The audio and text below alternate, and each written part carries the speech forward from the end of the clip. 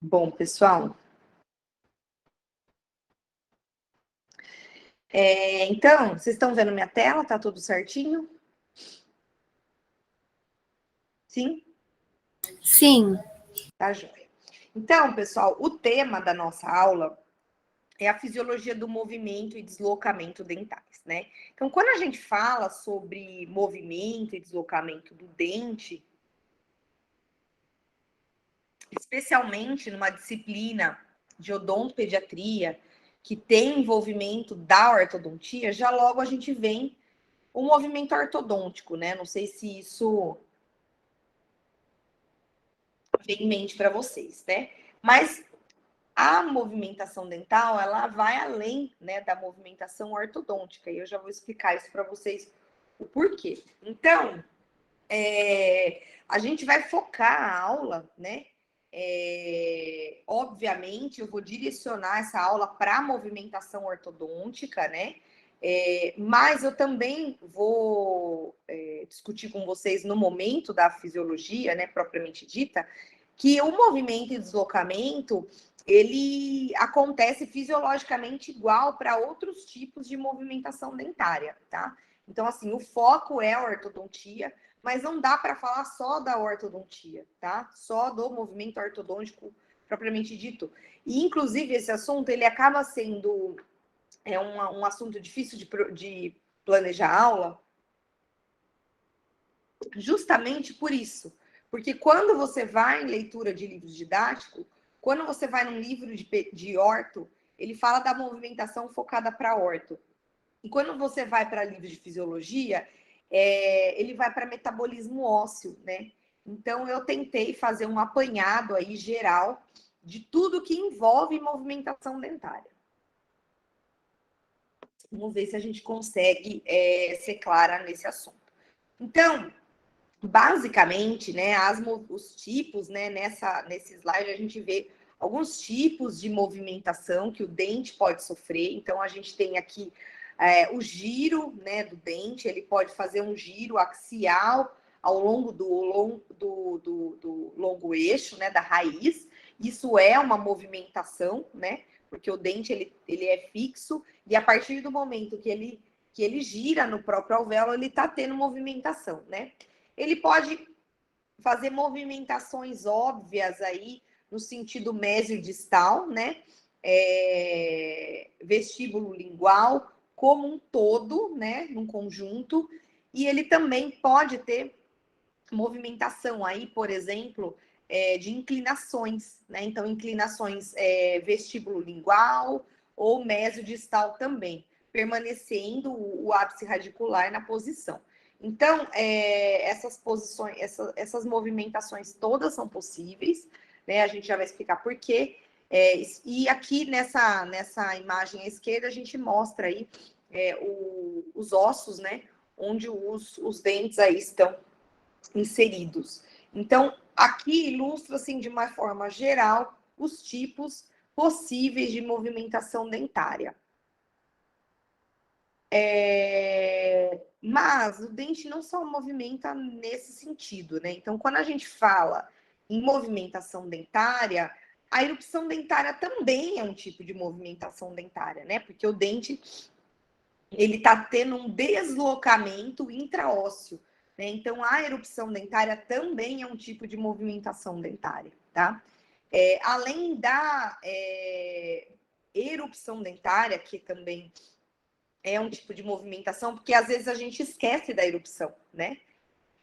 A gente tem outros 3 tipos principais de movimentação dentária relacionada principalmente a ortodontia, né? Que tem alguma relação aí, pelo menos indireta com a ortodontia, que é a migração dentária fisiológica, né?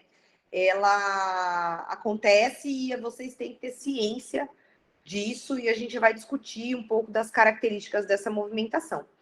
A migração decorrente de hábitos parafuncionais, que é aqui que é o centro, né, da necessidade da atuação da ortodontia, né? Então, quando o indivíduo tem hábitos parafuncionais, é que a gente tem uma movimentação dentária importante que acaba fazendo jus a necessidade de um tratamento ortodôntico. E a migração dentária ortodôntica propriamente dita. Então, aí a gente resume, em linhas gerais, quais são os tipos de movimentação dentária que podem acontecer, tá? Então, essas são as movimentações gerais aí. Independente da movimentação, todas elas têm 2 requisitos básicos para a gente falar assim, isso se movimenta dentro do osso, tá? Então, a gente precisa ter tecido mole entre o dente e o osso alveolar, tá? Então, se a gente não tiver o tecido mole entre o elemento dental e o osso, a gente não tem movimentação. Quando isso acontece, pessoal? A ausência de tecido mole entre o dente. Bom, vamos voltar.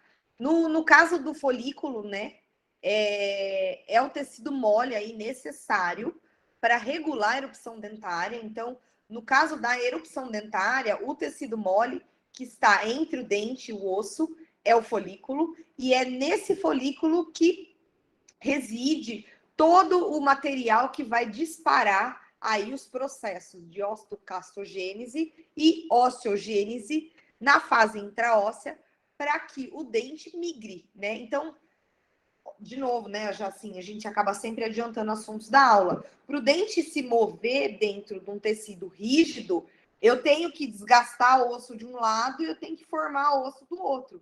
Senão vai ficar um buraco, ele vai ficar solto, né? E não é isso que acontece. O dente se movimenta, para que ele se movimente, a gente tem o desgaste ósseo, e do outro lado a gente vai tendo a posição óssea para que esse elemento ele permaneça firme. Você fala assim, nossa, mas gozado, né? O dente se mexer e ainda assim permanecer rígido, é por conta da neoformação óssea. Então, no folículo, a gente tem esses elementos que disparam esses processos, né? Essa sinalização celular estão localizados principalmente no folículo. E no dente, propriamente dita, nos 3 tipos de movimentação que eu mencionei para vocês, a gente tem que ter o ligamento periodontal, né? Então, independente de ser uma migração fisiológica, uma migração decorrente de hábito parafuncional ou de ortodontia, o ligamento se faz necessário. E aí ele vai transmitir essas forças que ele tá recebendo, o dente, né, o elemento dental, e essa transmissão de forças acaba disparando os eventos que a gente vai discutir ao longo da aula. Aqui, pessoal, é importante a gente enxergar 2 casos bem simples de que a gente justifica que não acontece movimentação, tá? Então, alguém saberia me citar aí 2 casos de situação que não tem movimentação nesse contexto aí?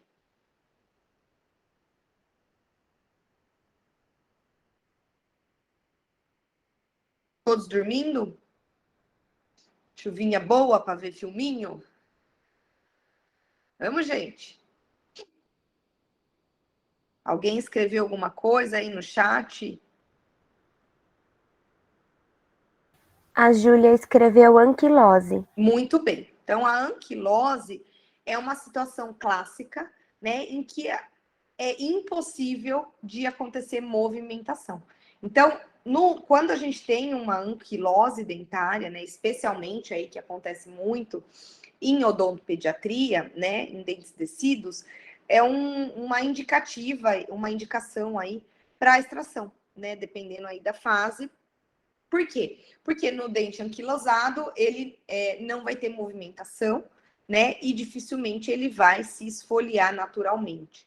Tá? Uma outra, alguém escreveu mais alguma coisa? Não, Outro professora, por enquanto só a Júlia mesmo. Tá. Um outro exemplo, que na verdade não é dente, mas tem aí relação direta com vocês, são os implantes. Né? Então, quando a gente faz a colocação de implante, né, a gente sabe que vai ter ali a osteointegração entre o osso e a superfície do implante, que muito se estuda aí para melhorar a osteointegração, Então, se não tem osteointegração, a gente perde o implante. Então, não é que o implante fica mole e a gente move ele dentro do alvéolo. Não, não existe alvéolo, né? Porque a gente cria um alvéolo, né, com brocas, e esse implante, ou ele vai se osteointegrar, ou ele não vai se osteointegrar. Então, se ele osteointegrar, ele e não se cria um ligamento, né? Então, o implante, ele não é um dente, mas ele substitui um elemento dental, né? Então, é muito importante pensar nisso.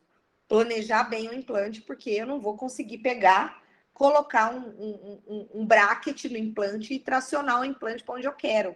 Por quê? Porque não tem tecido mole ali, tá? Então, num planejamento odontológico, né, tá crescente cada vez mais, né, a colocação aí de aparelho fixo em gente um pouco mais, em adultos, né, numa idade mais avançada, que tem desejo estético aí de arrumar, corrigir o dente. Então, é importante planejar. E aí, muitas vezes, na ausência de elementos dentais, planeja-se um implante. Então, é importante fazer toda a ortodontia e planejamento do caso para depois deixar o espacinho e vir inserir o implante aí, se for o caso, tá?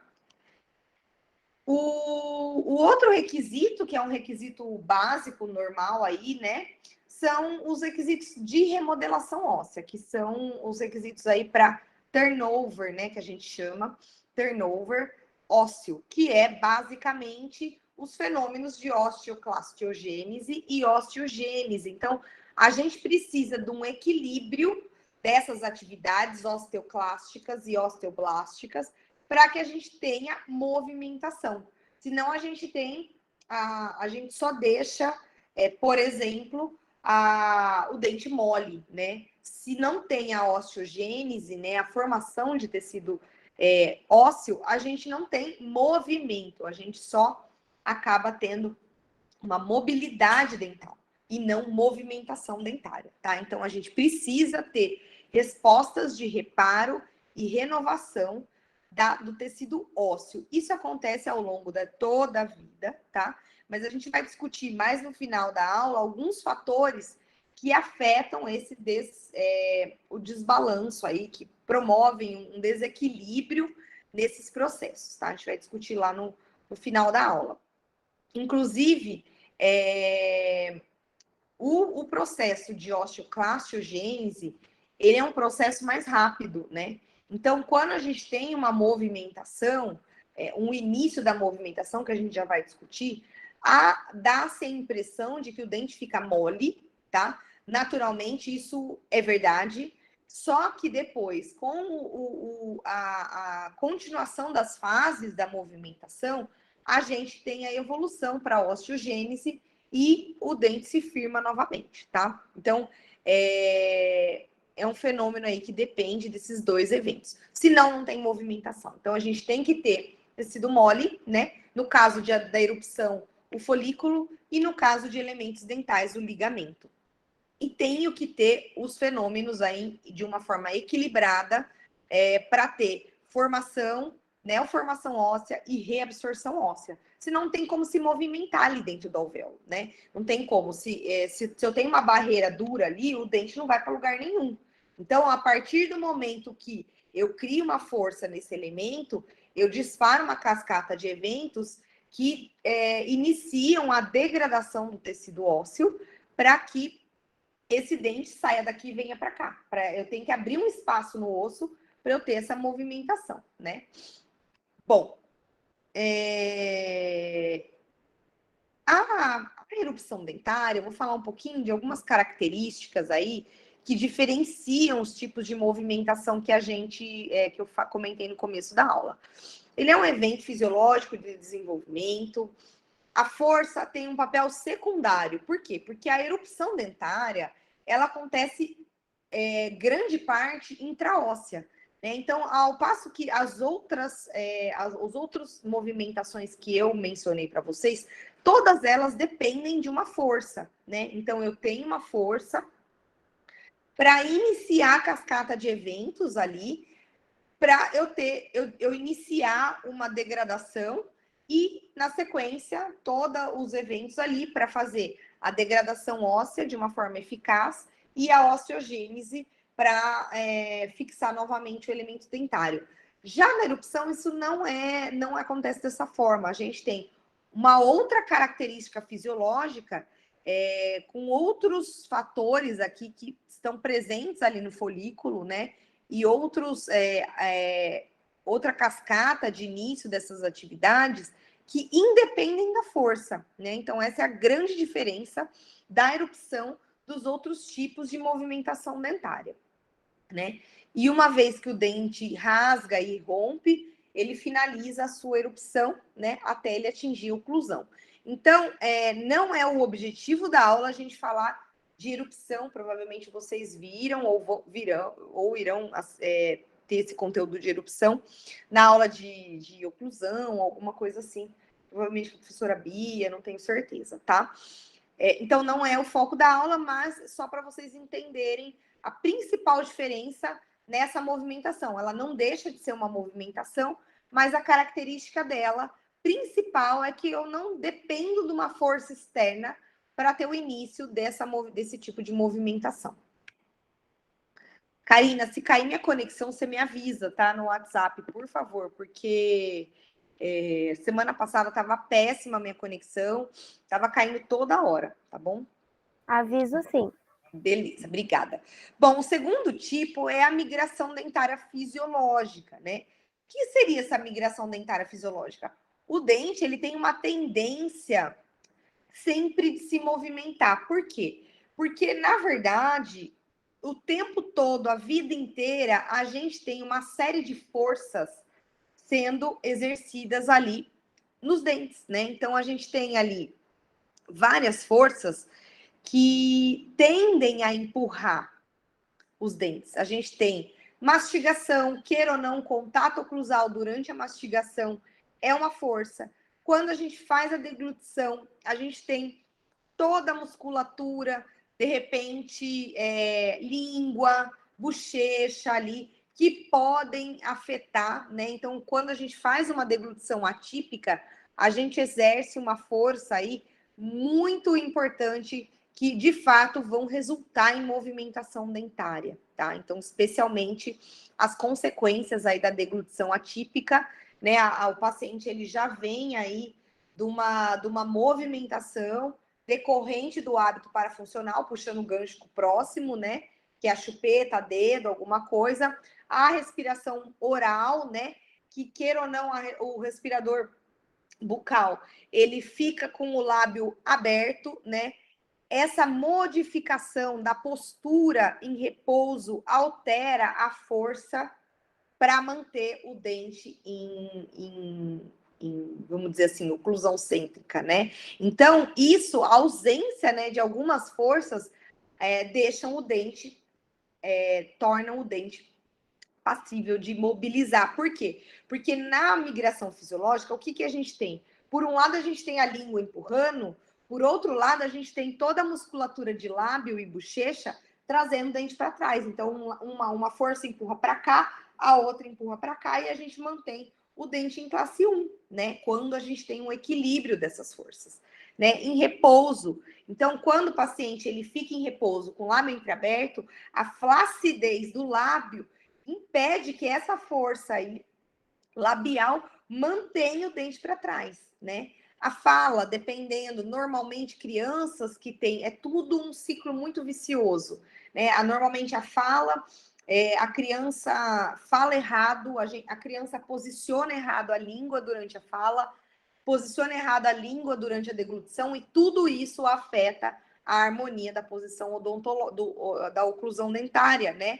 E isso vai, com certeza, afetar a posição, vai resultar em migração, né? Em alteração desse equilíbrio e resultar numa má oclusão, né? E hábitos de sucção aqui. Então, tudo acaba sendo junto.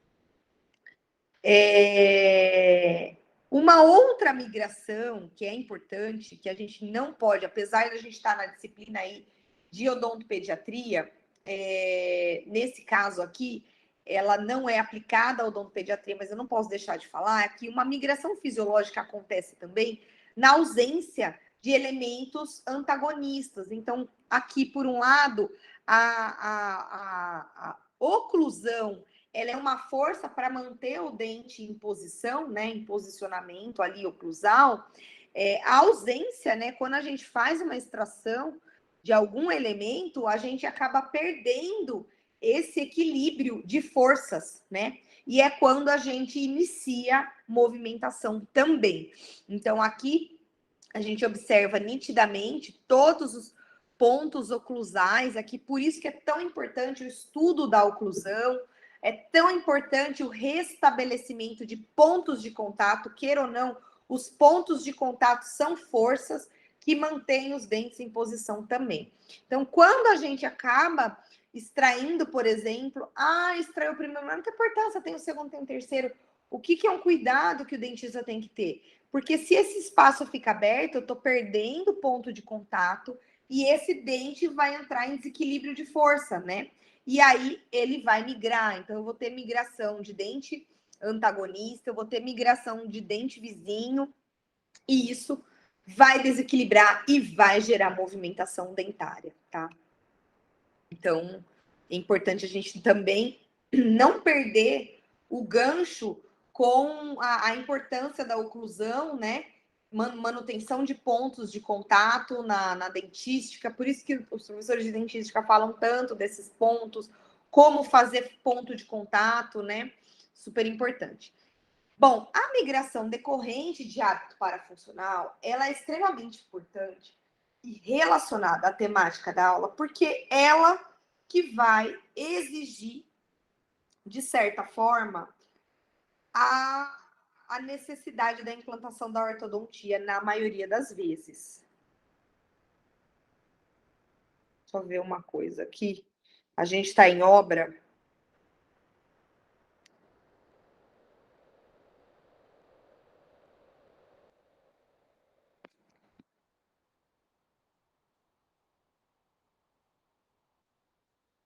Nós vamos fazer um consultório lá na fisiologia e a gente está em obra, está em reforma. E o técnico está me mandando mensagem.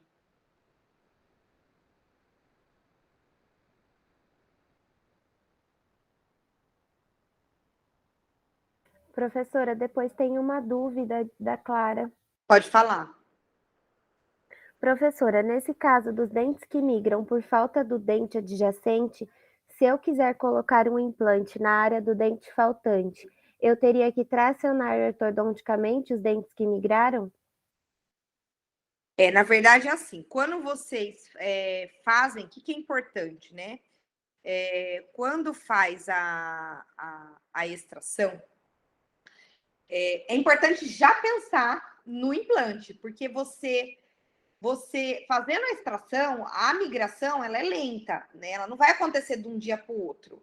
Então, fez a extração do elemento, já planeja a colocação do implante, para não ter que fazer o tracionamento ortodôntico para colocar o implante. Porque se não fizer a substituição desse espaço, o que vai acontecer? Vai ter migração, e aí o implante não vai caber. Então, é importante o planejamento. Vai extrair o elemento? Já tenta convencer o paciente, ou de repente,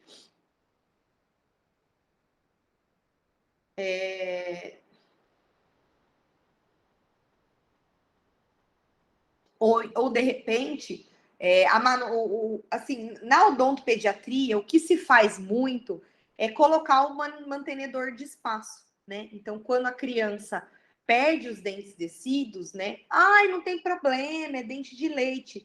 Não, é aí que está a importância da manutenção do espaço, porque tirou o dentinho ali, vai desarranjar tudo. E no caso do adulto, já tem que planejar o mantenedor de espaço. E aí já faz, como não vai vir outro dente no lugar, né? No caso, igual acontece na odontopediatria, já planeja a colocação do implante ou da prótese, porque depois, se o paciente vai querer reabilitar, não vai ter o espaço. Aí precisa fazer a ortodontia para tracionar. Certo? Eu respondi a dúvida? Bom, então, pessoal, Ela disse que sim, obrigada. Joia, obrigada. Então, pessoal, os hábitos, né, parafuncionais, então assim, na verdade, a movimentação fisiológica, ela é uma movimentação que acontece relativamente lenta. Por quê? Porque eu tenho, atuando sobre os elementos dentários, uma série de forças, né? Eu tenho força daqui, força de lá, eu tenho contato oclusal, língua, bochecha, lábio, fala, oclusão com antagonista, ponto de contato, assim, é um monte de forças, né? Então, quando a gente perde uma delas, né, na ausência de uma delas ou desequilibra uma delas, é relativamente lenta a movimentação. Ela vai acontecer? Vai acontecer, mas ela é lenta. Quando a gente está falando de hábitos parafuncionais, aí já tem uma força maior. Então, quando a gente... É por isso que é tão importante, assim, esse é um assunto tão polêmico na odontopediatria, particularmente tem ganhado bastante atenção e eu gosto bastante desse assunto, é que a força desse hábito é muito grande, né? Então, além disso, é muito frequente. Então, a criança, ela fica ali com aquele hábito de sucção não nutritiva, dedo, chupeta, paninho, brinquedinho, etc., né? Eu falei para vocês do polvinho da minha sobrinha, sobrinha do meu marido. E isso tem uma força gigantesca ali sobre os dentes. Então, isso vai entortar, vai. Ah, mas chupa chupeta só para dormir. Ok, óbvio que uma criança que chupa chupeta só na hora do soninho, dormiu, cuspiu a chupeta, é muito melhor de uma criança que chupa chupeta o dia inteiro, que você vê lá ali no shopping, aquela criança quase do tamanho da mãe, né, com chupeta para lá e para cá, né? Então, óbvio que o tempo, né, a frequência do hábito é de suma importância. Quanto mais frequente a criança ficar, quanto mais horas a criança ficar nesse hábito, maior vai ser a força, maior vai ser o estrago que vai ter ali na boca da criança. Mamadeira é perigoso? Óbvio que sim, é uma força. Mas depende, né? A criança que toma uma mamadeira no fim do dia, né, não vai ser prejudicial. Então, tudo aqui na odontopediatria e na odontologia como um todo exige um bom senso, né? Exige assim, nossa, a mãe tá descabelada porque o filho toma mamadeira 2 anos, né? E tá desesperada. Foi no dentista, a criança não quer largar, é um caos, é uma choradeira, precisa. Não, calma, né? Tem que ter um bom senso, né? Então, por exemplo, a minha menina toma mamadeira, o meu menino tomou mamadeira até esse ano. Vai fazer 5. Eu tomava uma mamadeira no dia. Eu fui tirei, de manhã já passou para xícara, e de repente não quis mais, tomava uma mamadeira, uma criança que mamou no peito, não chupou chupeta, não chupou dedo, não tinha mais nada ali. Uma mamadeira no fim do dia, fora que ele batia a mamadeira em 2 minutos. Então, assim, quanto tempo? 2 minutos. Não. O problema é aquela criança que fica horas com a mamadeira, anda com a mamadeira pendurada, então tudo depende do bom senso. Roer unha, roer osso, isso também acaba fazendo força. Então, tomar cuidado. Quem tem mania de morder lápis, tudo isso acaba gerando força. Isso é um hábito parafuncional que acaba exercendo força e pode fazer uma mobilização ali, tá? Deglutição atípica, eu comentei, no ciclo vicioso, normalmente ela está associada à sucção não nutritiva, associada a um paciente respirador bucal, e tudo isso acaba sendo um ciclo vicioso. Um comentário que eu gostaria de fazer aqui nesse momento, que não tem a ver com movimentação dentária, mas é um assunto relativamente curioso e a ver com a aula. Eu tenho começado a estudar um pouco sobre harmonização orofacial, né, que é um assunto que está bem em alta, e a gente tem, assim, estudando a harmonização, o rosto harmônico, tudo. O que tem acontecido muito frequentemente, é um assunto bastante em alta, são as rugas, né, do sono, né? Então, a gente fala...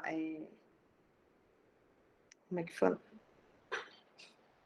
Esqueci o nome da expressão. Enfim, as linhas do sono.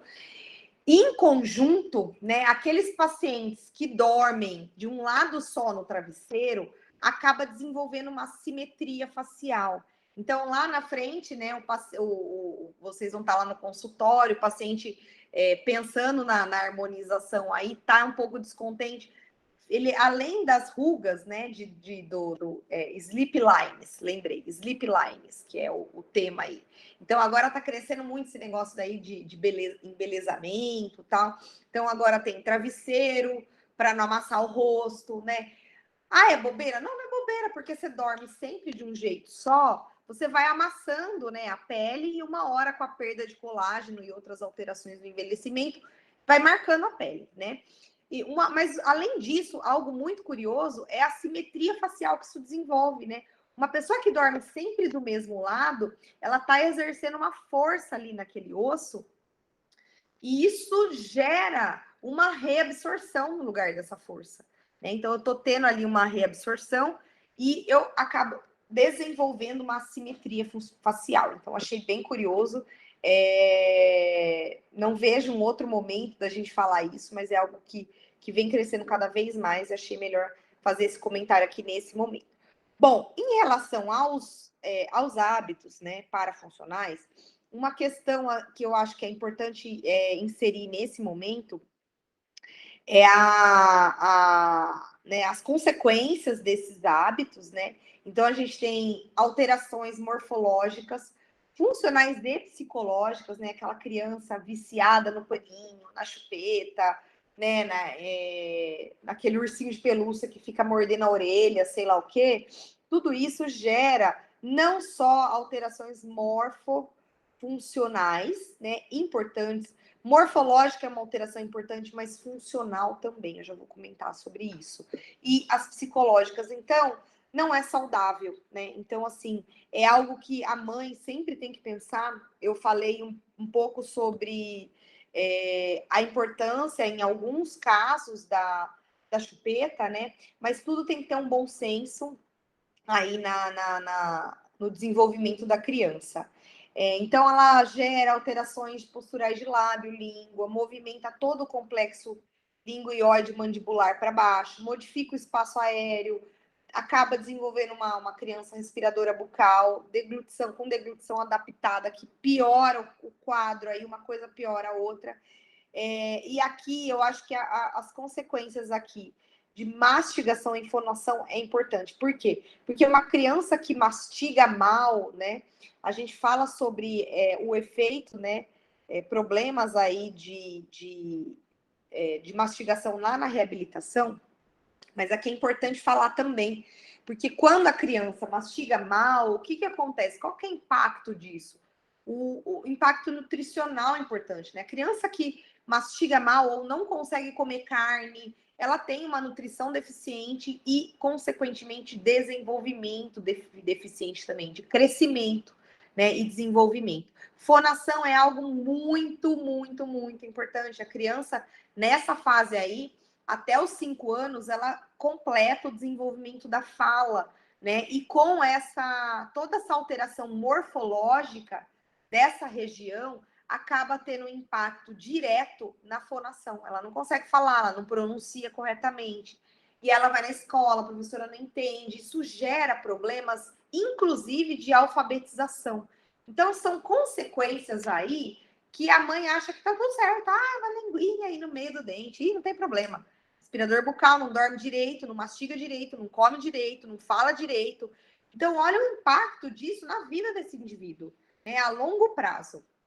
E, naturalmente, maloclusão. Eu acredito que, de todos os males aqui que a gente está falando, a posição do dente é o impacto menor de todos eles. Porque aí, uma ortodontia corretiva ali, ela corrige, né? Então, aí bonitinho vai ficar. Mas qual que é o impacto de tudo isso na saúde dessa criança, né? Então, aí que tem a relevância.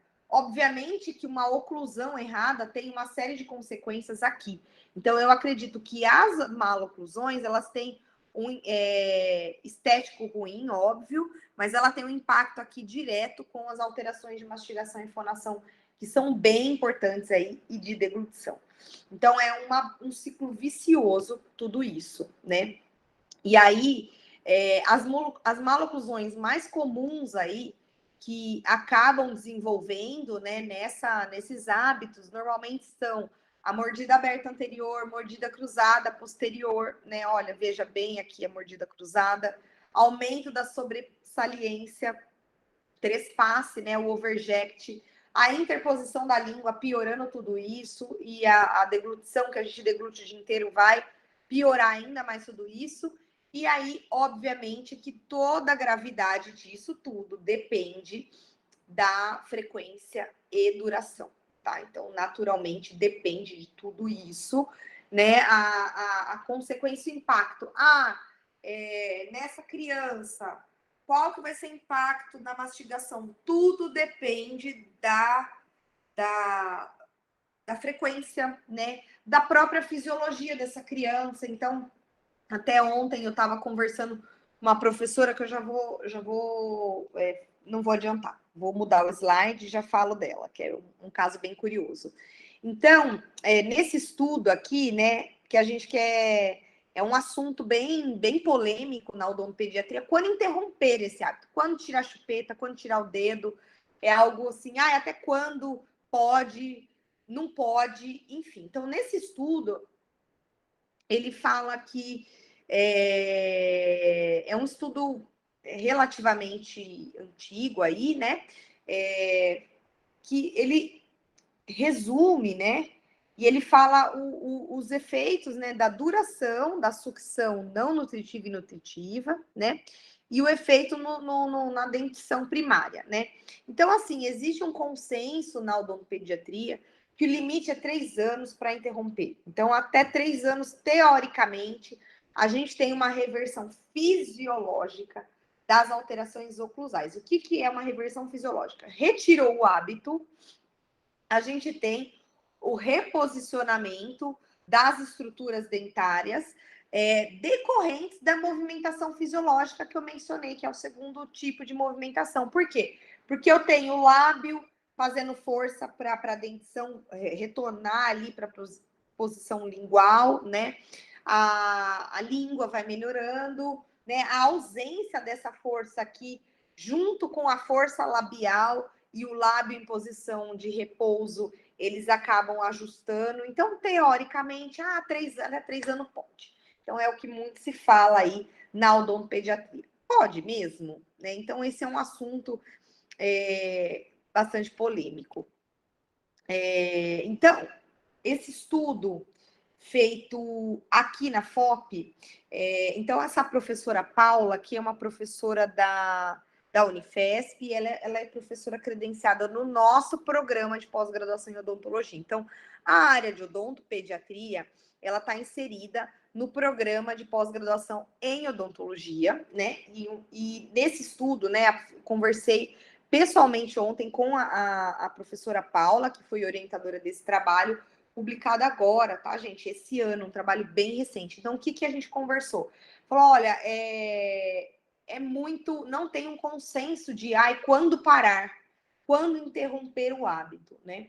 Então, como existia um consenso, né, de uma forma geral desses 3 anos, ela resolveu desenvolver esse estudo acompanhando crianças que interromperam o hábito aos 4 anos. Então, eles tinham 2 grupos nesse trabalho, um grupo sem hábito, outro grupo com hábito, e de várias escolas aí do município de Piracicaba. Então, um estudo bem interessante, se vocês quiserem, eu posso enviar para vocês, né? Essas alunas aqui são alunas do programa, e a Kise, vejam, a Kise está aqui. A Kise que deu aula para vocês, participou desse estudo, tá? Então, pessoal, esse trabalho que eu achei muito, muito, muito interessante é que eles acompanharam, né? Então, tinha 2 grupos, o controle, que não tinha hábito, e o grupo de hábito. E aí, as mães, né, dessas crianças de 4 anos, aí do grupo hábito, tinham que se dispor a remover, né, o hábito. Então, eles acompanharam por 1 ano né, as crianças com a remoção do hábito, para ver o que aconteceu com todas as estruturas. Então, aos 4 anos, o que eles observaram? Que na maioria, né, das alterações oclusais decorrentes dos hábitos parafuncionais foram reversíveis. Então, o dente voltou para a posição bonitinho, só tirando o hábito. Vejam, não precisou de um tratamento ortodôntico. Agora, né, esse foi o achado principal desse estudo. Só que esse estudo, ele envolveu outras avaliações, né, um trabalho muito bonito. E eles avaliaram também alterações funcionais, que é aquela que eu mencionei para vocês, então, de mastigação, deglutição, respiração e fonação. A fonação, acho que, se eu não me engano, entrou nesse trabalho, mas o que eles acharam, né, nesse estudo é que essas alterações funcionais não foram reversíveis. Então, a criança podia até ter recuperado a ortodontia, que daí as mensurações dentárias realizadas, né, elas não viram diferença estatística do grupo controle, porém, as funções não foram recuperadas. Então, eles fizeram avaliação de mastigação nessas crianças, teste de deglutição, e viram que essas funções não foram recuperadas. Então, aí, nessas crianças, elas têm um impacto e vai necessitar de uma intervenção profissional para restabelecimento funcional dessas funções. Então, tem um impacto, sim. Não tem problema, tira a chupeta, tá. Prudente, pode até ser, mas para a função, não. Tem um impacto importante. Esses dados ainda estão em análise numa outra revista, provavelmente na aula do ano que vem vai ter inclusão desse estudo. E, pessoalmente, eu conversei com a professora Paula, né? Ela tem gêmeas. E eu achei muito curioso. O que ela falou para mim? Olha, minhas filhas chuparam chupeta. Né?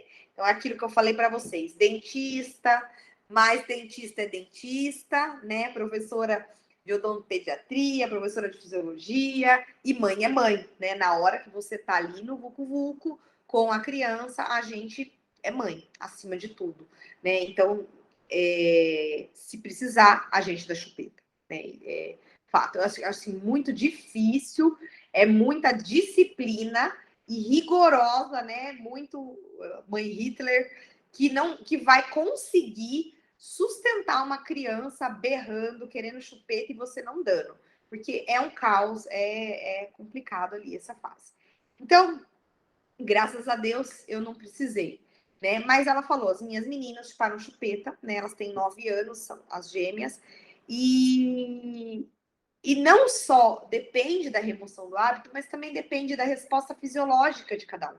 Né? Então, quando a gente está falando em fisiologia, biologia, não é matemática. Tirou 3 anos, pronto, reverteu. Não, depende. Depende da frequência, depende do tempo, depende da força que a criança põe ao sugar, depende da fisiologia da criança, da remodelação óssea dessa criança, que tudo isso é definido geneticamente, né? Então, no caso dela, no exemplo dela, que eu achei muito curioso, é o fato de que uma das meninas teve reposição bonitinha, oclusal, tirou a chupeta aos 3 anos. A outra não. A outra nem o dente voltou 100% no lugar. Né? Então, ela falou assim, tem diferenças grandes ali e são gêmeas, né? Então, enfim, achei curioso. Esse é um achado clínico pessoal aí, relato de caso. Então, achei bem interessante trazer para vocês.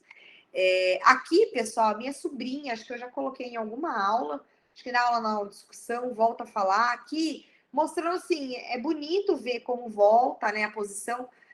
Isso um mês depois da chupeta já deu uma fechadinha, obviamente que ainda tem mordida cruzada anterior, né, desvio de... A linha média está quase voltando aqui, desvio de linha média aqui já está quase voltando. Mas, né, muito triste essa questão da função, né, das funções aí que não são iguais o grupo controle. Tá? Bom, então, e a movimentação ortodôntica? Então, ela tem, pessoal, respostas aí, como característica, a movimentação ortodôntica, ela tem respostas fisiológicas e patológicas, né? E a gente exerce forças intencionais, né, no elemento dental, né? E então, com essa força, a gente acaba tendo uma injúria nos tecidos de suporte do dente, né? E essa inflamação, essa injúria acaba levando aí de uma forma bem resumida, a gente tem o processo de remodelação óssea instituído, né?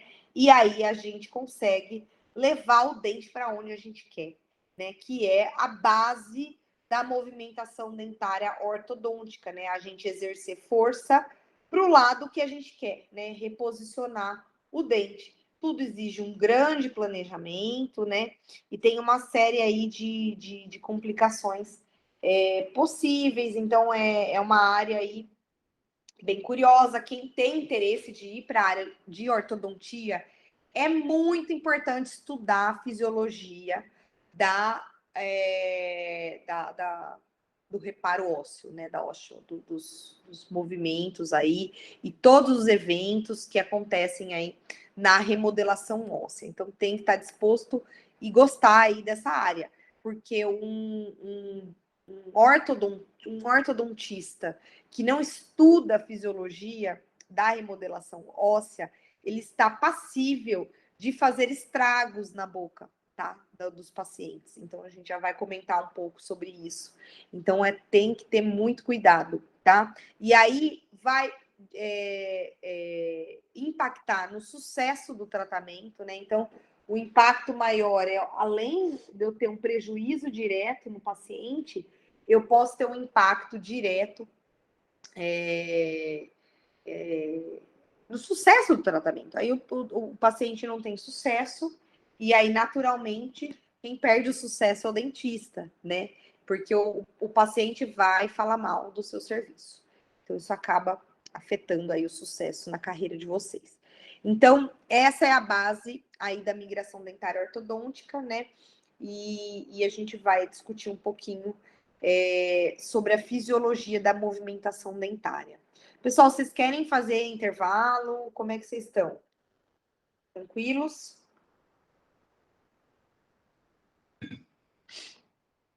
Tá mais ou menos no meio da aula. Você pode ir, professora. Pode seguir? Sim. Beleza. Bom, então, quando a gente fala em fisiologia, né, aquilo que eu comentei com vocês no começo da aula, a gente tem a fisiologia da movimentação é a mesma para as 3 movimentações que a gente mencionou: fisiológica, hábitos e ortodôntica. Obviamente que o tanto que o dente vai se mover vai depender da amplitude, da frequência e da força aí que é exercida no elemento dental. Tá? Mas a fisiologia dos eventos celulares ali e ósseos que acontecem, que são necessários aí para a movimentação, são os mesmos, né? A gente foca na movimentação ortodôntica porque, de fato, é o foco principal aqui dessa aula dentro da disciplina de odonto infantil.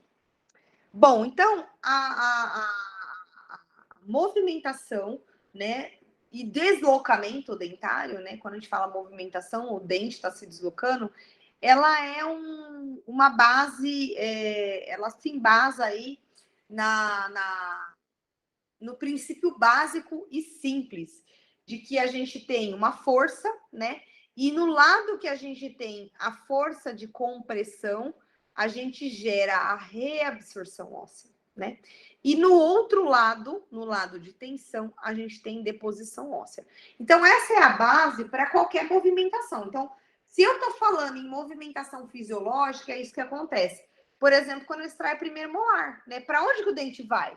Eu tenho o terceiro molar fazendo uma força, eu não tenho mais a força do ponto de contato do primeiro molar, o segundo faz o quê? Vai para frente, né? Então, eu vou ter. Naturalmente, essa força ela é pontual. Então, o ortodontista ele estuda muito essa questão aí de logística da força, porque se você não exercer a força corretamente, o dente tem que estudar o equilíbrio para que o dente ele se movimente para onde você quer, do jeito que você quer. Porque se você fizer uma força a mais ali, o dente pode girar, o dente pode tombar, né? Então, no caso desse exemplo aí da migração na ausência de elemento dental, eu tenho uma força pontual de contato ali, por isso que o dente tomba, né? Eu não estou tendo força exercida ali na região apical. Então, por isso que é uma área bem interessante aí. Então, eu tenho o embasamento da movimentação, ela cai aí numa força, né? E a direção que essa força tá atuando, eu tô tendo compressão.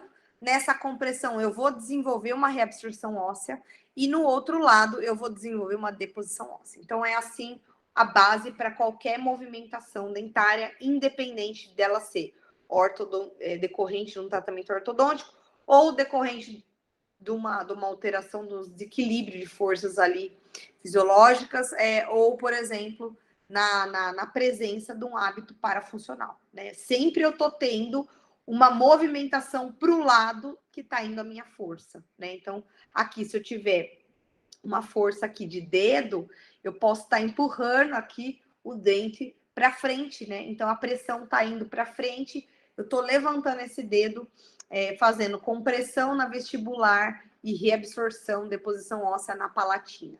Então, tudo depende. Na parte lingual, eu vou ter a força empurrando para baixo e para lingual. Então, eu vou ter um movimento ali, uma força exercendo para o lado oposto, e aí eu vou ter reabsorção lingual e deposição vestibular. Então, é só pensar para onde que está a força, para onde está a força eu vou comprimir, vou reabsorver, para o outro lado vai ter deposição.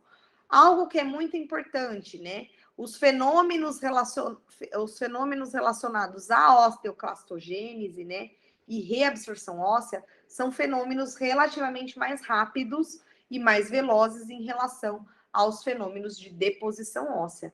Então, por isso que muitas vezes, dependendo da força que está sendo depositada aí, o dente pode ficar por um período aí uma certa mobilidade, tá? Porque ainda não deu tempo de fazer a deposição óssea e firmar esse elemento. Bom, essa movimentação, né, a fisiologia da movimentação dentária, ela é dividida em 3 fases clínicas, né? Então, a gente tem a fase inicial, a fase de estagnação, ou também chamada de hialinização, e a fase contínua. Então, a gente vai discutir bem em linhas gerais as características principais dessas fases clínicas. Então, quando eu exerço uma força, né, como que eu sei? Né? Então, a fase inicial, ela é a fase primária, né? Então, eu vou no ortodontista e o ortodontista, ele faz a instituição da força. É a fase inicial. Então, essa força, ela promove um rápido movimento instantâneo, né, do dente no ligamento. Então, obviamente que é no ligamento, porque o osso tá duro ali, ele não deixa movimentar. Então, eu faço o movimento desse dente no ligamento, né? Essa é uma movimentação falsa, vamos dizer assim. Por quê? Porque eu não tô tendo movimentação verdadeira, né? Eu tô só mobilizando o dente dentro de tecido mole, certo? Então, quando eu faço essa aplicação de força, ela desloca o dente no espaço. Qual que é a importância disso? Eu estabelecer onde vai acontecer compressão, onde vai acontecer compressão, tá? Tensão e deposição. Então, nesse momento, eu vou dizer assim, ó, você vai mover para lá. Eu tô informando o dente a direção da minha força. Essa é a fase inicial, tá? Então, quando eu informo o dente, ó, a direção da força é para lá, eu vou comprimir o dente no espaço, então eu vou ter compressão no ligamento, no sentido que eu vou direcionar o dente, e no outro eu vou ter tração do ligamento das fibras. Então, nesse momento, eu informo o dente, ó, é para lá que você vai, tá? Essa fase, ela dura aí até 2 dias, tá? Então, eu já inicio a cascata de eventos, tá?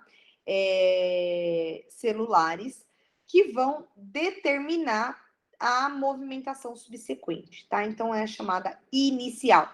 Tem movimentação? Tem movimentação só em tecido mole, em ligamento. Não tem movimentação óssea, tá? Nesse momento. Fase de hialinização, tá? Segunda fase, também chamada de fase de estagnização. O que é algo que está estático, estagnado? Qual que é o conceito de estagnação?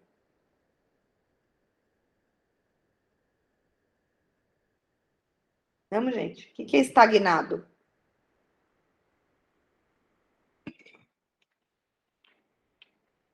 Acho que parado, nesse sentido. Exatamente. Então, vai ter movimento aqui? Eu acho que não. Também não, tá? Então, a gente tem na fase inicial movimentação em ligamento apenas, tá? Que é onde eu dito, eu informo o dente para que lado ele vai. Na fase da estagnação, ele é é uma fase muito importante, por quê? Porque de fato é onde vai disparar uma série de eventos inflamatórios, tá? Que vão prosseguir para a movimentação, tá? Mas nessa fase não tem movimentação dentária. Por quê, pessoal? Porque a gente tem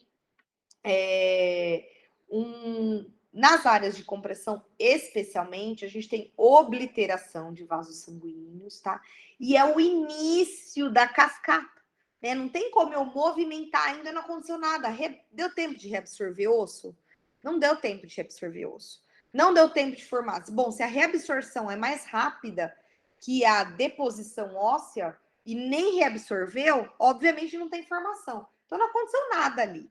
Eu só mudei o dente dentro do alvéolo ali por conta da flexibilidade do ligamento, tá? E aí, com isso, né, quando eu comprimo o ligamento, o que eu tô fazendo? Eu tô obliterando o vaso sanguíneo nessa região, tá?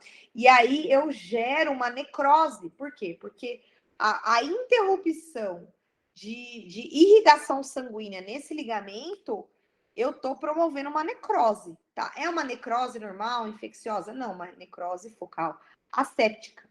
E aí ele gera espaços aí brancos, né? Por isso que é chamado de hialinização, porque histologicamente eu tenho uma característica histológica de criação de espaços de hialinização. Por isso que também é chamada de fase de hialinização, tá? Então, eu não tenho, nesse momento, ainda movimentação dentária, porque para ter movimentação dentária propriamente dita, eu dependo de atividade de osteoclastogênese, né? Atividade de osteoclastos e osteoblastos a 1000 por hora. Não tenho ainda, o osteoclasto nem sabe o que está acontecendo ainda, tá? Então, eu tenho aí uma série de eventos. Na área de compressão, eu tenho obliteração de vasos, né? Eu tenho a criação de pontos de necrose focal com essa hialinização. Na área de tensão, no ligamento oposto, eu tenho hiperemia compensatória, né? Então, eu tenho, por um lado, cessa a irrigação, e aí eu tenho necrose, né, do ligamento. No outro lado, eu tenho vasodilatação relacionado a um processo inflamatório. Na polpa dental, eu também tenho esse evento vascular aí. E todos esses eventos inflamatórios. E aí eu só vou conseguir iniciar a movimentação quando eu remover completamente essas áreas necrosadas, que são as chamadas áreas hialinizadas. Então, nesse momento, eu crio esses espaços de hialinização, eu tenho eventos inflamatórios aí que vão culminar com o início da fase contínua. Então, eu tenho, nesses sítios de necrose, uma cascata de eventos quimiotáticos aí, né, que vão recrutar células fagocísticas, especialmente macrófagos, para reabsorver todo esse material necrótico do ligamento. eles vão reabsorver também cemento, osso, então vai ter um início de reabsorção desse material necrótico, tá? Porque eu tenho ali a necrose também de osso e de cemento diretamente relacionado por conta dessa interrupção abrupta aí dos vasos sanguíneos, né? Então eu estou cortando suprimento de irrigação. E aí eu crio essa necrose, então essa necrose aborda também cemento e superfície óssea, né? E essas células fagocísticas vão remover esse material, tá? Até que esse material seja completamente removido, eu não tenho movimentação propriamente dita, né? Então, queira ou não, né, eu inicio a fase de estagnação com essa hialinização dessa região, né? E conforme o tempo vai passando, né, e eu tenho essas substâncias que vão degradar esse material, eu começo a mudar ali, migrar para a fase contínua, né? Então eu tenho uma transição aí no decorrer dessa estagnação, uma transição para a próxima fase, que é a contínua. Então, o que acontece? Eu tenho, após a remoção completa desse material hialino, eu tenho a limpeza dessa região, né, dessa região necrosada, e nessa liberação de substâncias começa a ter recrutamento de osteoclastos, né, e desenvolvimento desses osteoclastos, que a gente vai relembrar como que acontece a ativação desses osteoclastos, né? Mas para que isso aconteça, eu tenho que ter a degradação desse material hialino. Então, esses eventos inflamatórios geram vasodilatação, aumento de permeabilidade vascular. É um evento inflamatório clássico, né? Extravasamento de leucócito, tudo para ter proliferação de células endoteliais, eventos aí de neovascularização. Por quê? Porque eu cortei o suprimento sanguíneo dessa região, tá? Eu preciso ter formação de novos vasos, né? O tecido ósseo depende de irrigação, o cemento depende de irrigação, o novo ligamento que está se formando ali depende de irrigação, depende da síntese de colágeno, tá? Por quê? Porque eu não vou sumir com o ligamento, né? Eu crio uma degradação do ligamento na região de compressão e esse ligamento precisa voltar, né? Eu não crio a ausência do ligamento. Então, eu tenho ali células importantes aí para formar colágeno, formar vasos, né? E também permitir, né, a ativação de osteoclastos, né? Para iniciar a reabsorção óssea nessa região de compressão. E no lado de tensão, eu começo os fenômenos aí de deposição, tá? Especialmente novo cemento, nova dentina, secundária reacionária e novo osso também. Então, eu tenho aí uma série de eventos envolvidos nessa transição. Isso não acontece um dia estagnação, outro dia é contínua. Não tem uma linha, né? Não tem tantas horas é isso, a partir de tal hora, puf, mudou. Não, não é mágica. É uma transição. Por isso que eu coloco aqui na aula como um evento de transição. Não é assim que está nos livros, né? Mas, de fato, é uma transição, né? Conforme eu vou eliminando completamente esse material hialino, eu também vou permitindo esses outros eventos aqui que vão dar início à fase contínua, né? E a fase contínua, pessoal, ela é a movimentação propriamente dita. Então, quando a gente está fazendo uma ortodontia, a gente não mexe o dente de um dia para o outro, né? É um procedimento lento, né? Então, o dentista, ele ativa o aparelho. O que é ativar o aparelho? É eu aplicar uma força planejada, de intensidade e magnitude regulada, tá? Porque a gente já vai falar o que acontece quando essa força não é dessa forma. O ortodontista quer fazer um tratamento rápido. Então, ó, ele taca pau na força. É bom isso? Não. Nós já vamos falar o que acontece. tá? Então, essa força, ela tem que ter uma magnitude com muito controle, né? E ali, nesse momento, eu inicio, né, a fase inicial. Eu desloco e informo o dente para onde ele vai, que é o início da fase inicial, né? E aí, eu tenho a estagnação, eu inicio a fase contínua de movimentação propriamente dita, e aí, se eu não aplicar uma nova força, o meu dente não continua a movimentação.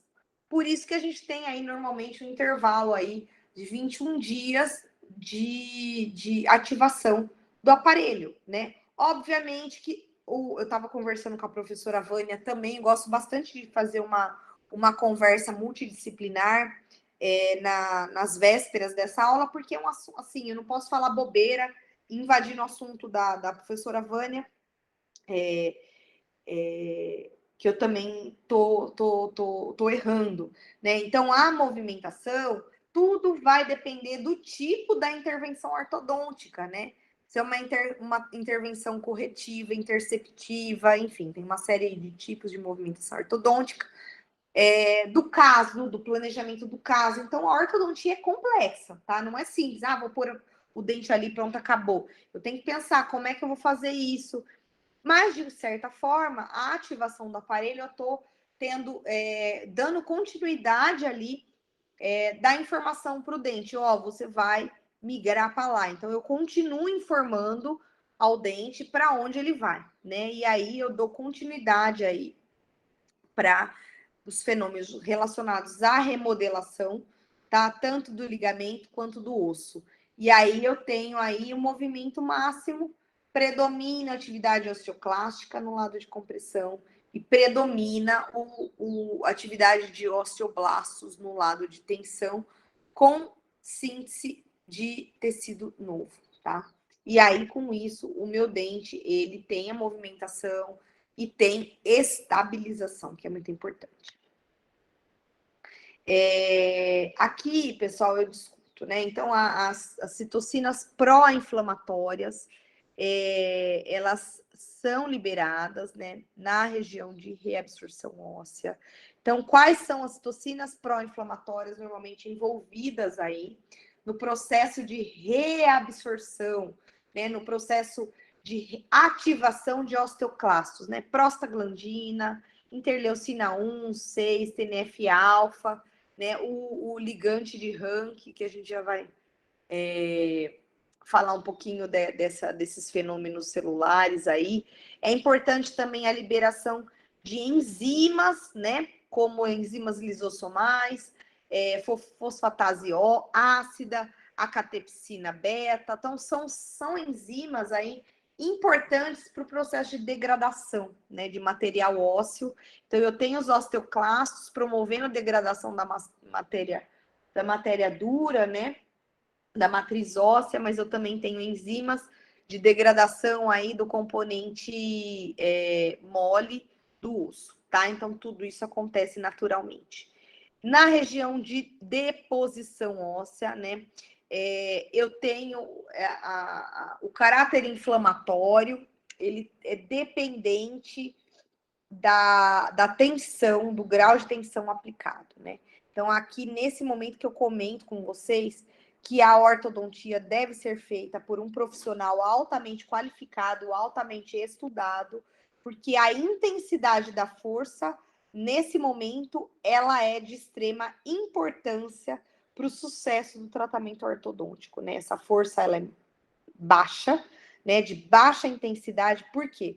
Porque eu garanto uma atividade anti-inflamatória, né? Por um lado, eu tenho uma atividade pró-inflamatória, no lado de tensão, eu tenho uma atividade predominantemente anti-inflamatória, que vão garantir, possibilitar o metabolismo anabólico. Para quê? Para a gente ter formação, né? Para predominar atividades dos osteoblastos e permitir formação óssea. O que acontece quando eu tenho uma força exagerada? Eu tenho o predomínio de atividades de mediadores inflamatórios que permitem um desequilíbrio aí da atividade que deve ser priorizada aqui, que é a atividade anabólica. E aí, o que vai acontecer? Catabolismo, metabolismo ósseo, né? Então, eu vou ter aí também o predomínio de atividades osteoclásticas, né? Então, é dessa forma que eu tenho uma força exagerada pode promover eventos aí de reabsorção, inclusive radicular. Então, quando o dentista aplica uma força exagerada, a gente observa aí reabsorção, né? Especialmente o arredondamento da superfície radicular dos dentes, né? Eu posso ter disparar reabsorção radicular, eu tenho mobilidade acentuada do dente, tá? E aí, naturalmente, numa força exagerada, o que vai acontecer? Muita dor, tá? Então, o tratamento ortodôntico não deve e não pode ter dor intensa. Ai, o paciente não tá conseguindo comer maçã. Pode? Não. Tem alguma coisa errada com a força exercida ali pelo ortodontista. Se o paciente reclama dor leve, desconforto, tudo bem, tá certo. Precisou tomar analgésico e não está conseguindo mastigar, tá certo?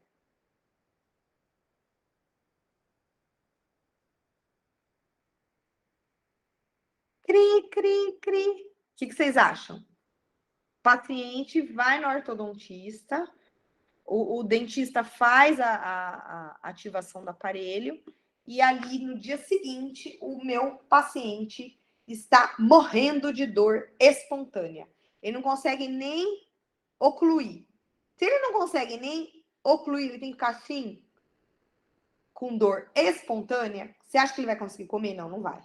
Isso é esperado num tratamento ortodôntico? O que vocês acham depois que eu falei tudo isso aqui? Vamos, gente.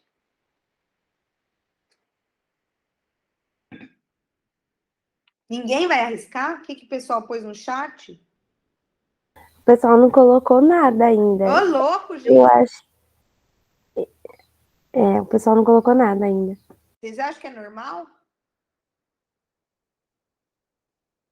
Eu acabei de falar. Ninguém vai responder? Tô deixando alguém responder, porque só eu tô respondendo. Então, vamos lá, gente. Vamos. Vocês querem que eu faça um exercício para nota agora? Para saber que vocês estão acompanhando a aula ou não? Eu fiz uma pergunta tão simples. Eu acho que não, professor. Ótimo, né? Pode ter acontecido com vocês? Certamente alguém já passou por isso, né? É sinal de quê, pessoal? Alguém já passou por isso? Fez tratamento ortodôntico e no dia seguinte, dor espontânea, não está conseguindo nem ocluir. O pessoal está relatando aqui que já passaram por isso. Sim, então talvez por isso que ficou a dúvida, né? É normal ou não é normal? Não é para ser normal, tá, gente? Não é para ser normal. Então, é sinal de quê? É sinal de força exagerada, tá? A força exagerada tem riscos relacionados ao tratamento ortodôntico. Provavelmente a professora Vânia vai falar sobre isso na aula dela, tá? Na aula de ortodontia. Não sei, acho que deve ser logo na sequência da minha. Então, pelo amor de Deus, vocês respondam para a Vânia se ela perguntar, tá? Não é normal, não deve ser normal um paciente sentir dor nessa magnitude pós ativação de aparelho. Não pode. É aí que está o risco da ortodontia, de desenvolver uma reabsorção radicular, é o risco do paciente perder dente. Né? Vocês já pensaram, paciente 15 anos, 14 anos, no auge da adolescência, né? Perder um incisivo central por causa de movimentação ortodôntica? Pode acontecer, gente. Pode acontecer. Não é para ter força, não é para ter força exagerada, tá? A ortodontia, ela é embasada em força de baixa intensidade, para garantir movimentação segura, tá?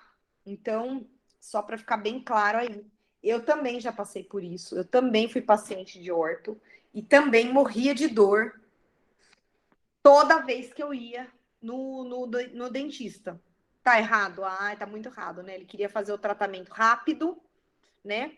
E aí eu morria de dor. Não é normal, tá? Então não deve ser normal. Então, quando o paciente volta no consultório do ortodontista, é um sinal de quê?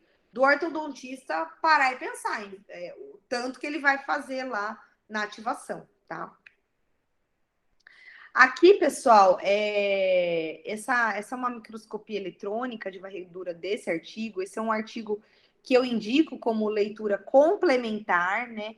Ele traça todos os eventos moleculares, assim, de uma forma bem clara, num artigo, numa forma de revisão aí, de 2008. Não é tão recente, mas ele resume bastante. Então, mostrando bem aqui nessa imagem aqui, tá? Os buracos. O que vocês acham que está acontecendo aqui? Reabsorção? Ótimo, reabsorção, tá? E aqui, formação de espículas. O que vocês acham que acontece nessa imagem aqui?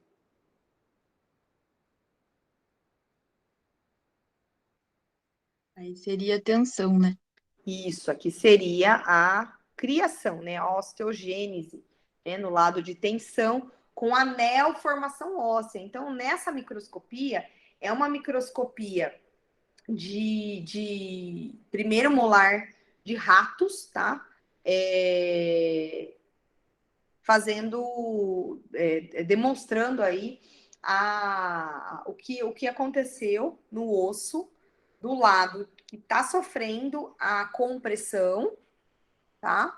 E no osso, no lado que está sofrendo tensão. Então, nitidamente aí, a gente observa bem a característica aí de reabsorção e de formação de tecido ósseo novo, tá? Então, essa imagem aqui eu achei bem bonita, ilustra bem o que acontece aí em linhas gerais, tá? Então, aqui, pessoal, é um resumo das respostas biológicas induzidas, né? Então, basicamente, quando a gente inicia uma força ortodôntica, para o lado da força, a gente tem compressão, tá? Que é o que eu falei até agora. E aí, a compressão do ligamento vai gerar reabsorção. É imediato? Não. A gente tem a sequência de eventos, né? A gente tem a criação da hialinização. Primeiro, eu tenho a movimentação do elemento dental dentro do ligamento, né? Esse dente se move no ligamento, eu gero a necrose focal, né? Então, vamos lá. Eu tenho a hipóxia, né? Então, após a fase inicial, eu tenho a hipóxia. A hipóxia vai gerar a liberação de uma série de substâncias que vai ativar fibroblastos, osteócitos. Eu tenho a produção de uma série de fatores quimiotáticos e químicos relacionados aos eventos de reabsorção. Qual que é a principal célula relacionada à reabsorção óssea?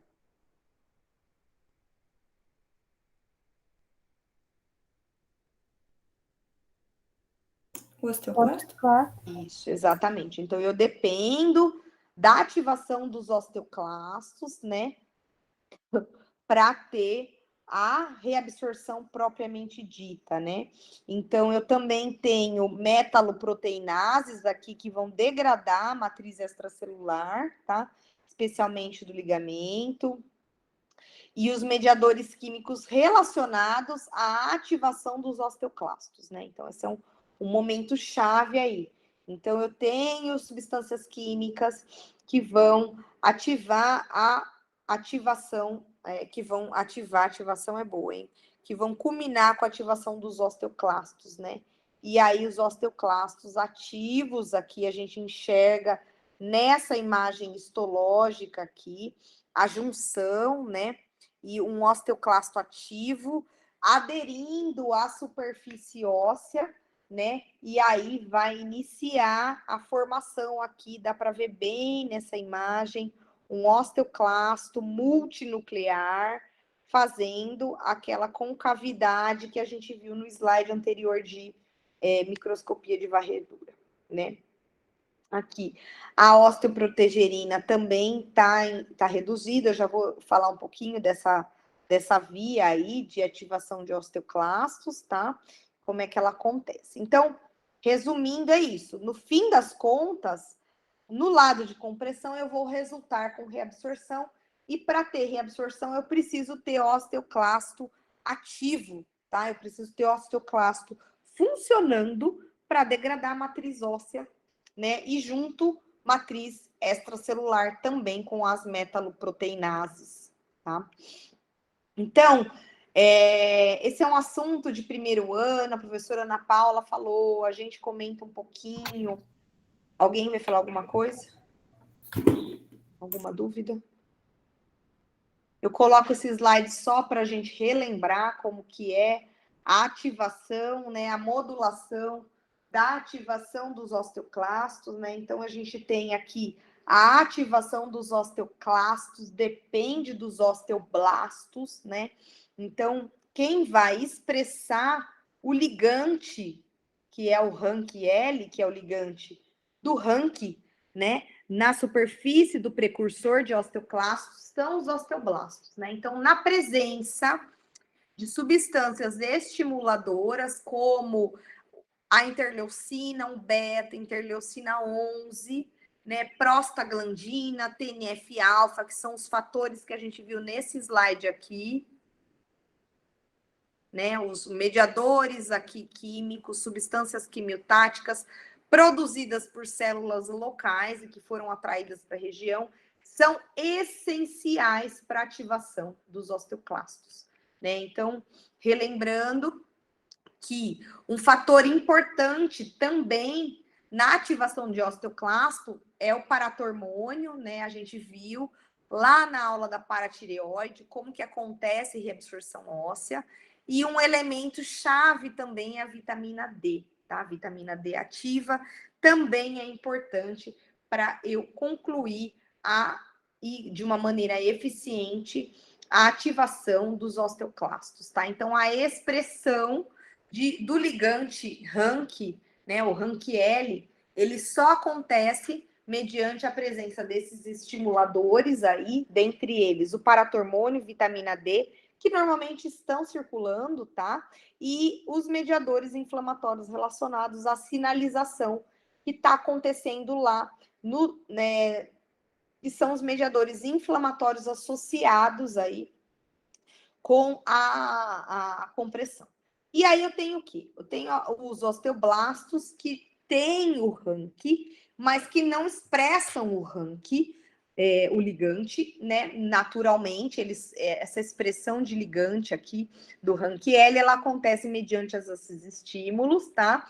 Que é o ligante do receptor do fator nuclear kappa-beta, que é o nome do RANQ, tá? Então, eu tenho a ativação, a expressão desse RANQ-L, e aí o RANQ, que é um receptor na superfície. A gente tem 3 tipos básicos de receptor RANQ, 2 deles são superficiais, estão localizados na membrana do precursor de osteoclastos, né? Então, na presença do ligante do RANQ-L na superfície dos osteoblastos, eu tenho a possibilidade dessa ligação na presença do fator estimulador de colônia. Vejam, é necessário a presença de fator estimulador de colônia. Esse fator também é liberado nessa quimiotaxia aí por monócitos locais, né? E aí, na presença de todos esses fatores estimuladores, a externalização do RANQ-L ligando ao RANQ na presença, vejam a complexidade do fenômeno, do fator estimulador, eu tenho a ativação de um precursor de osteoclasto em osteoclasto maduro, que é uma célula tipicamente multinucleada que a gente observou naquela microscopia, naquela histologia convencional aqui do slide anterior aqui, ó. Ele chega e adere à superfície e inicia o processo. Bom, a osteoprotegerina, pessoal, ela é um fator que ela vai bloquear a superfície do Ranchielli e modular esse fenômeno, tá? Então, a gente tem aí, apesar da gente ter um pouco de osteoprotegerina, né? A osteoprotegerina, ela é ativada por algumas substâncias, inibida por outras substâncias, tá? Então, a gente vai discutir um pouquinho dela depois. Mas a osteoprotegerina, ela impede a ligação do rank, do precursor, no seu ligante aqui expresso na superfície do osteoblasto. E aí ela diminui a maturação de osteoclastos. Então, a osteoprotegerina é uma via de equilíbrio aí para a gente não ter a formação de osteoclastos em exagero, tá?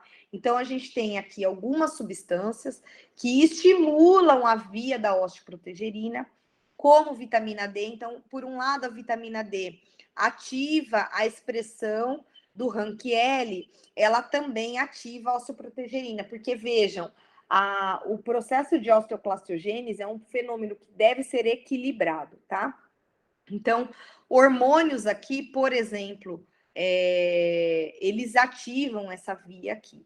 E outros mediadores, como interleucina 1, TNF-alfa, o PGE, né? São substâncias aí que também podem promover um desequilíbrio na via da osteoprotegerina, tá? Então, por um lado, eu tenho algumas substâncias que estimulam, por outro lado, outras substâncias ativam a via da osteoprotegerina para que esse fenômeno ele seja, de uma certa forma, equilibrado e não tenha exagero na ativação de osteoclastos. Bom, no lado de tensão, a gente tem que ter um predomínio anabólico de deposição óssea, né? Então, eu tenho o recrutamento de células progenitoras de osteoblastos, né? Promovendo a proliferação desses osteoblastos. Então, é um fenômeno aí que está acontecendo em cascata, né?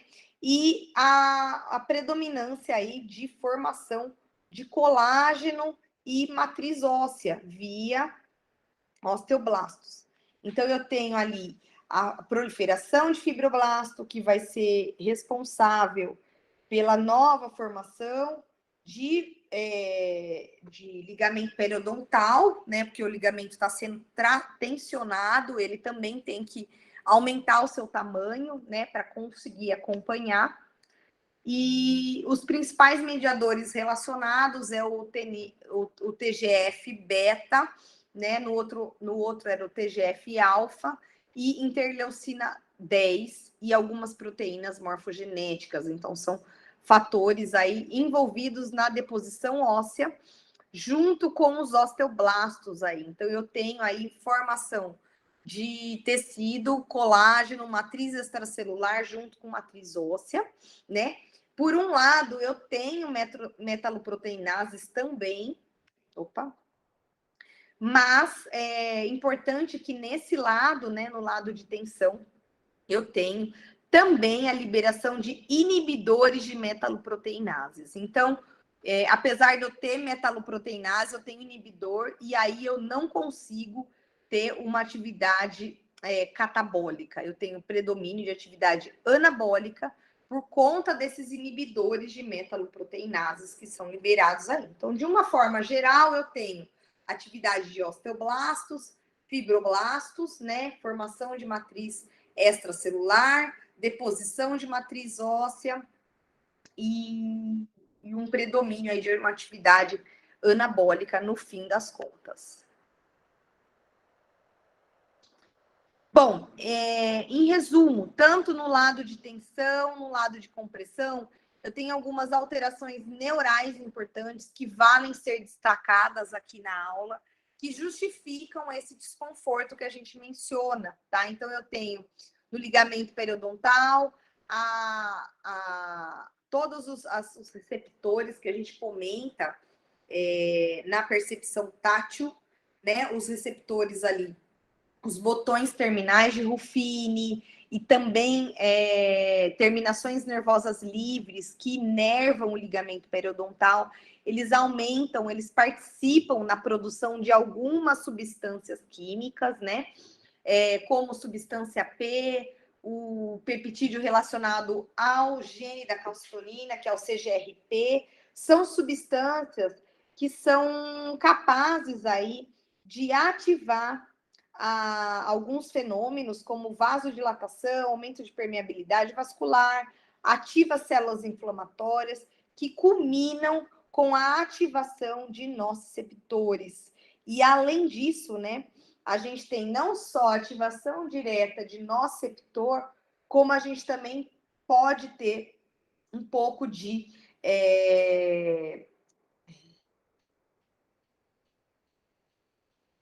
esqueci a palavra. Gente, sumiu a palavra.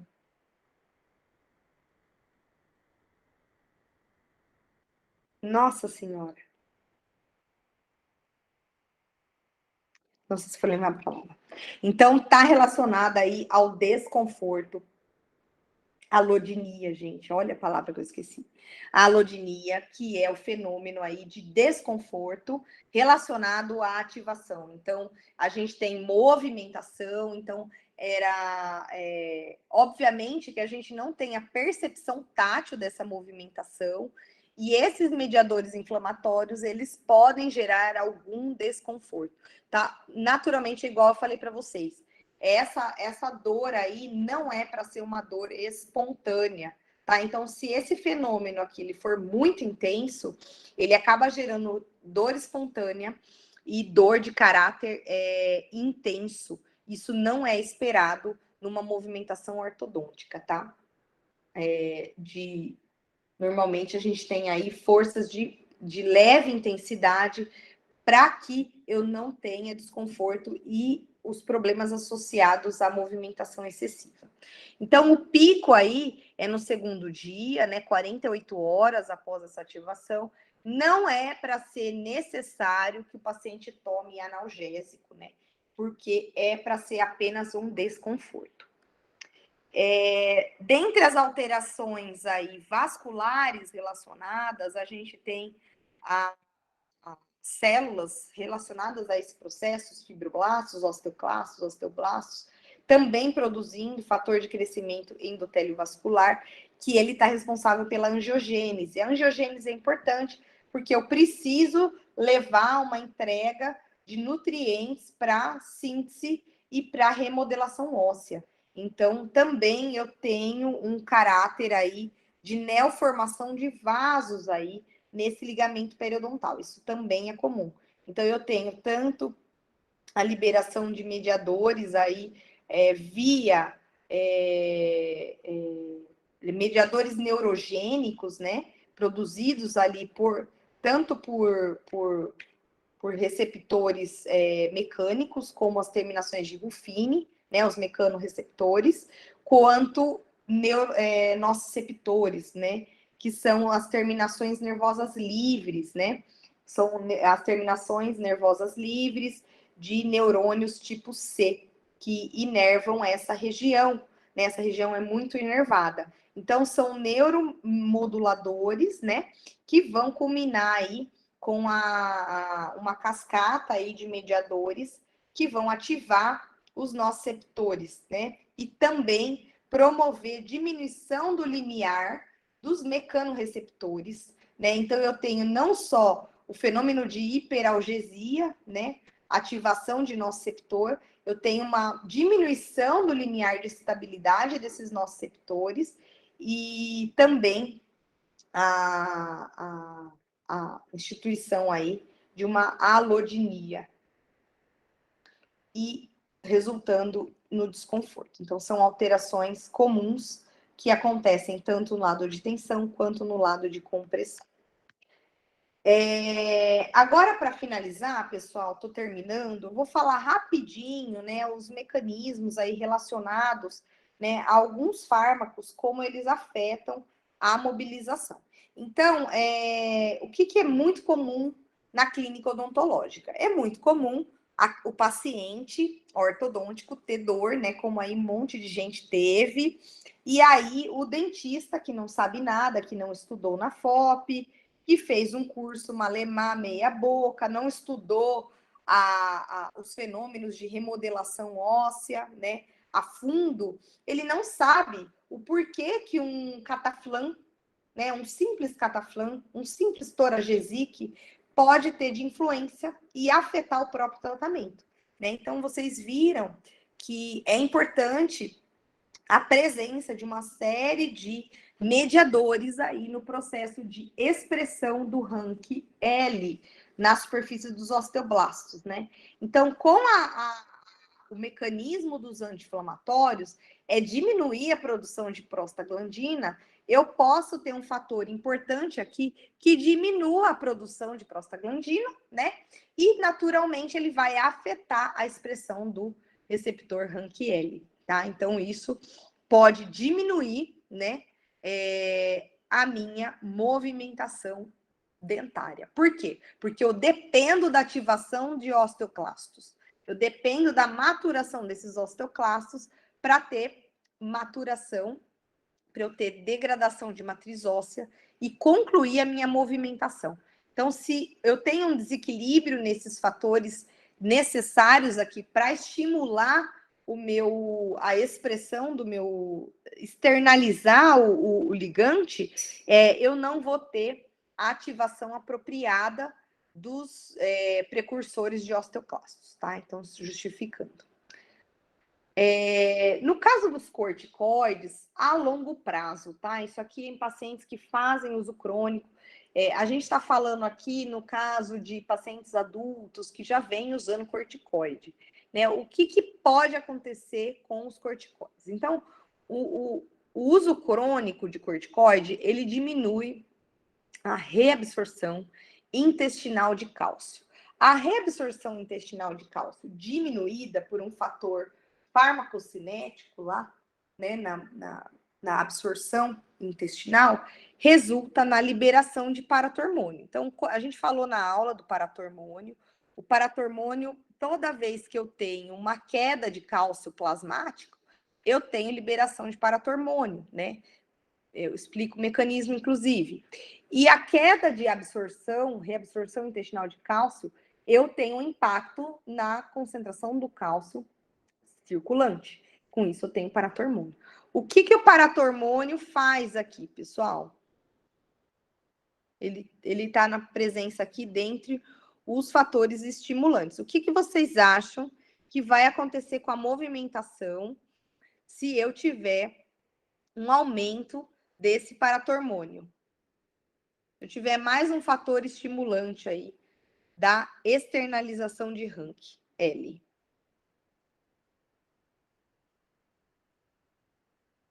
Tá, gente? O que vocês acham? Vai ser exagerada? Vai ser exagerada, muito bem. Como é que vai ser minha movimentação? Vai ser maior que a esperada ou menor que a esperada? Maior. Isso, muito bem. Então, eu posso ter uma movimentação maior do que esperada. Então, tem que tomar cuidado. Por isso que o ortodontista tem que estudar bastante.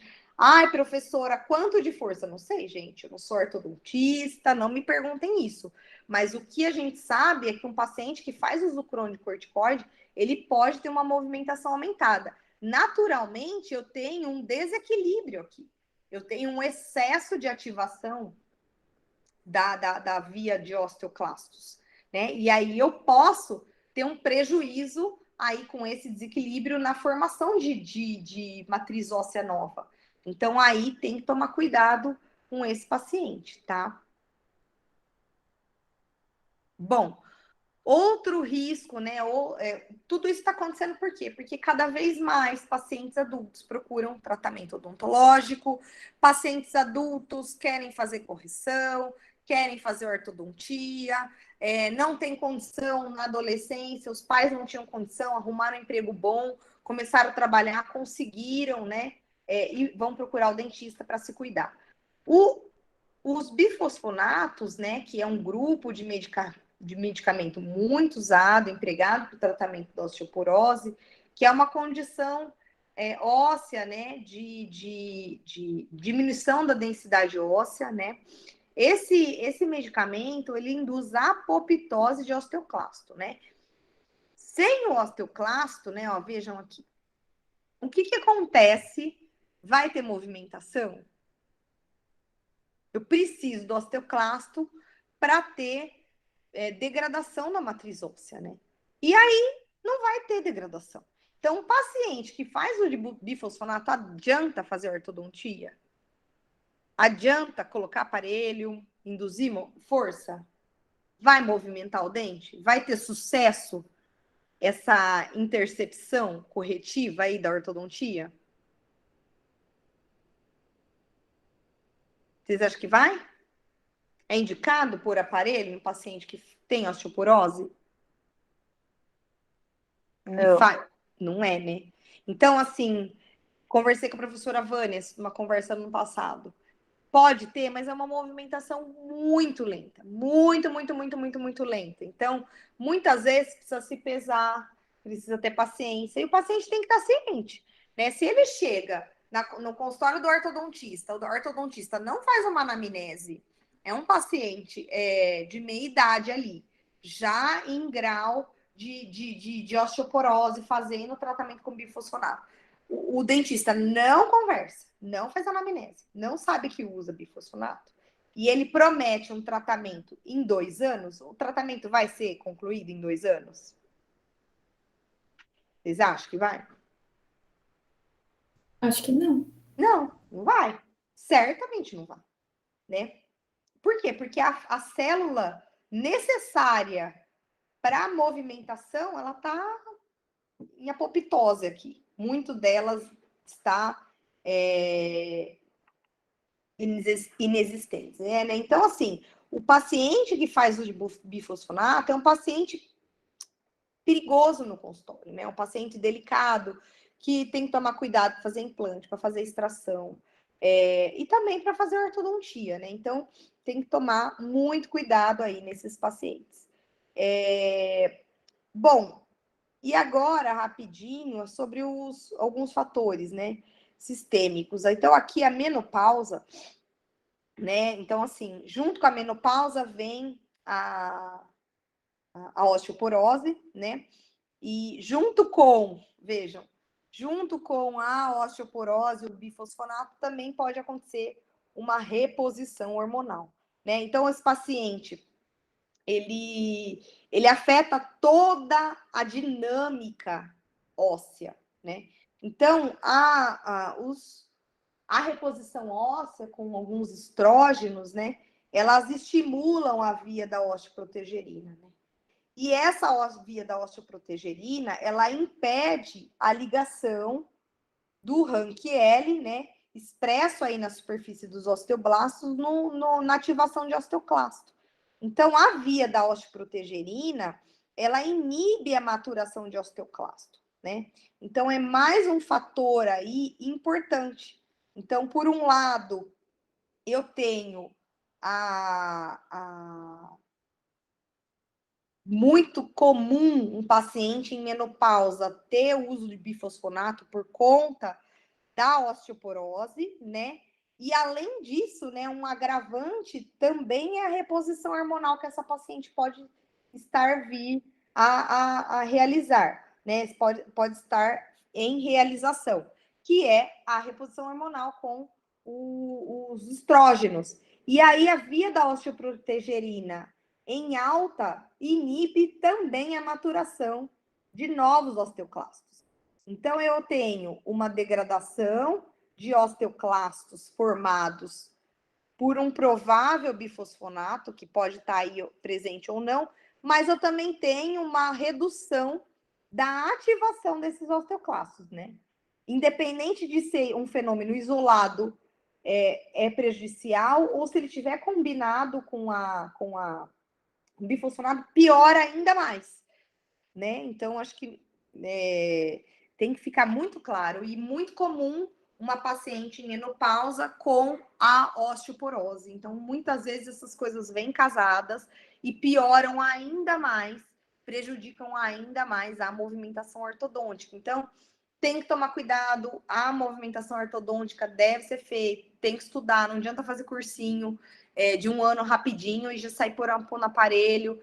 Tem que, assim, a ortodontia, ela é uma área muito, né, exige um conhecimento ósseo aí muito importante, não só de movimentação e síntese óssea, mas também exige muito conhecimento de matemática aí, e física aí na parte de indução de forças, direção de força, inclinação de força, ângulo de força. Então, é uma área aí, um campo que exige muito estudo, tá? Essa aqui, pessoal, são as referências, tá? Esse capítulo 8 do livro de Fisiologia Oral, ele é um capítulo bem rápido, bem resumido do assunto da aula, tá? Esse artigo aqui, ele fala do mecanismo, tá? Focando, obviamente, eu não falei de erupção, mas focando na movimentação ortodôntica. Então, tudo que fala de erupção dentária não precisa ler, foca na movimentação ortodôntica. É um artigo muito completo nessa temática. Então, eu usei esse artigo também. Usei outros artigos, mas eu não coloquei aqui na leitura complementar. Se vocês quiserem, eu posso enviar todos os artigos lá no Google Classroom, tá? Eu agradeço a atenção de vocês. Aqui está meu e-mail para quem não tem, né? Divulgando um pouquinho o programa de pós-graduação que eu faço parte, atualmente estou coordenando, que é, inclusive, o programa de pós-graduação que a área de odontopediatria também faz parte. Então, tanto fisiologia quanto odontopediatria faz parte. Quem tiver interesse aí na área, né, em uma pós-graduação, pode ir dando uma olhadinha. A gente sempre posta os estudos clínicos, né, os estudos, as pesquisas, os artigos, as teses, para vocês irem dando uma fuçadinha, né? Eu agradeço. Deixa eu voltar lá. Pessoal, desculpa, ó, acabei em cima, 10 horas. Eu que agradeço, eu estou à disposição para dúvidas. E na minha prova, na prova da disciplina,